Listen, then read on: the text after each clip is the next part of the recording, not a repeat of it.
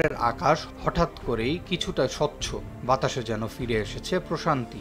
আর এই পরিবর্তনের নেপথ্যে রয়েছে প্রথমবার পরীক্ষামূলক ব্যবহৃত অ্যান্টি স্মোক গান।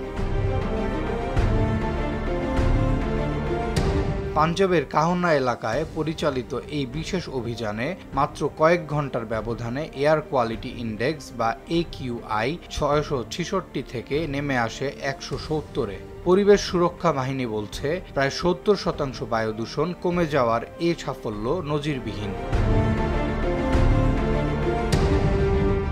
এই অ্যান্টি স্মোক গান মূলত বাতাসে ভেসে থাকা ক্ষতিকর ধূলিকণা ও কেমিক্যাল কণাগুলোকে আর্দ্রতার মাধ্যমে কমিয়ে দেয়। এতে বাতাসের গুণগত মান দ্রুত উন্নত হয়। পরিবেশ বিশেষজ্ঞদের মতে এই প্রযুক্তি দূষণ দমনে একটি কার্যকর কৌশল হতে পারে।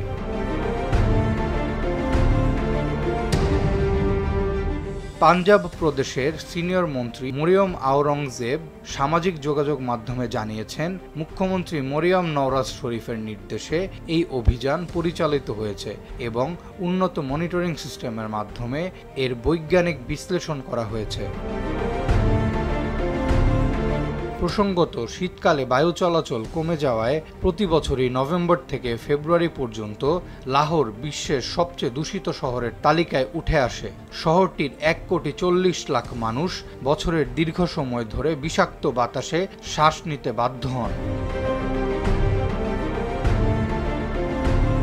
এই অবস্থায় অ্যান্টি স্মোক গান ব্যবহারের মাধ্যমে দূষণ নিয়ন্ত্রণের সম্ভাবনার নতুন দরজা খুলেছে বলে মনে করছেন সংশ্লিষ্টরা। আগামীতে এই প্রযুক্তি লাহোর সহ অন্যান্য জেলাগুলোতে